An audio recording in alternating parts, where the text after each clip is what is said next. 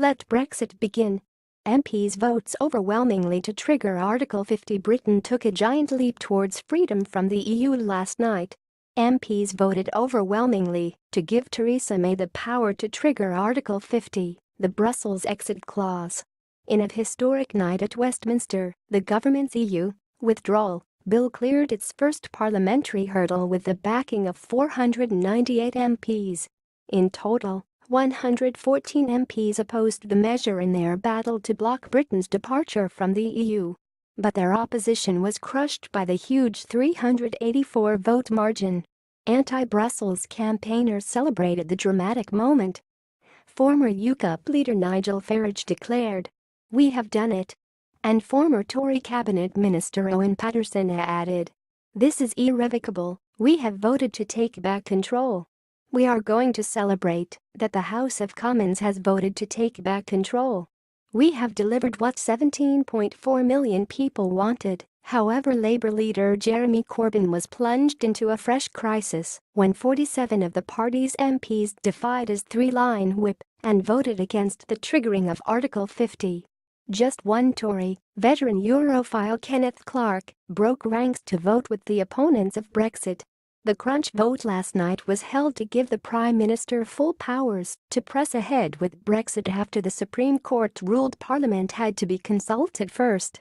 In a humiliating rebuff to Scottish First Minister Nicola Sturgeon, MPs also roundly rejected an amendment tabled by the Scottish National Party seeking to block the progress of the Article 50 bill.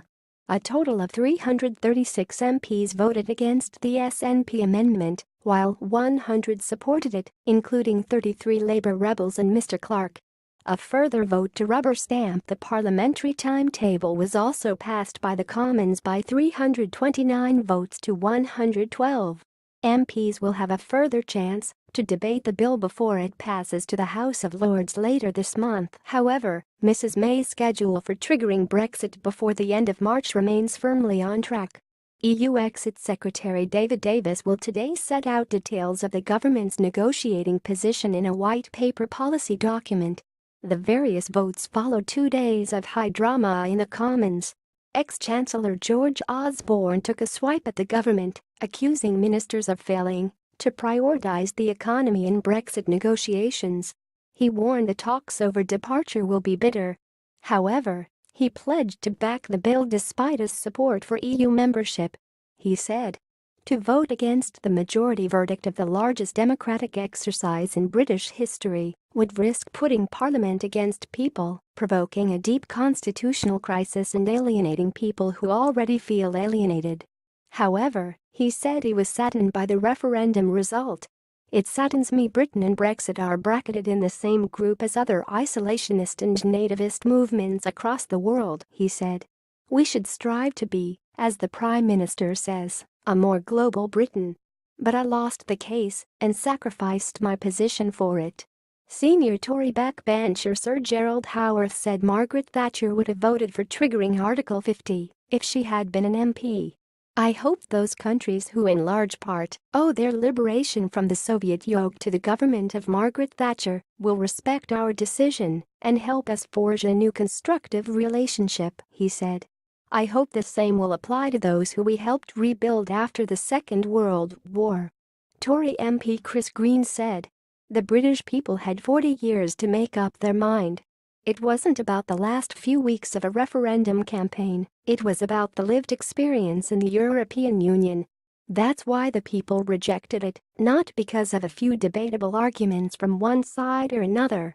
Former Labour leader Ed Miliband told MPs he would back the bill to trigger Article 50, despite his past support for EU membership. "I feel the referendum stemmed in part from the sense of disaffection and deep frustration about politics that exists in the country," he said. "We do not want to give the people who voted for Brexit a sense that they are being ignored once again." Tory MP Carolyn Johnson, victor in the recent Sleaford and North Hykeham by-election, also used her maiden Commons speech to urge MPs to back the view of the majority. However, Lib Dem leader Tim Farron angered Tory MPs by calling for a fresh referendum. "The Prime Minister has made a choice. She has chosen hard Brexit. But if you are so confident that what you're planning is what people voted for, then you must give them a vote on the final deal," Mr. Farron said. "What started with democracy must not end up with a government stitch-up. Both the Labour front bench and the Conservatives don't want to give the British people their say, they think they know better."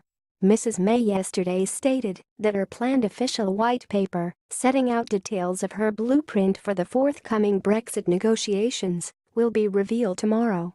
The document will flesh out the 12 objectives set out in the Prime Minister's Brexit speech last month. They include ending free movement for EU citizens to come to the UK and ending the jurisdiction of the European Court of Justice over British affairs. Mr. Farage added that he was very pleased that Parliament has followed the will of the people.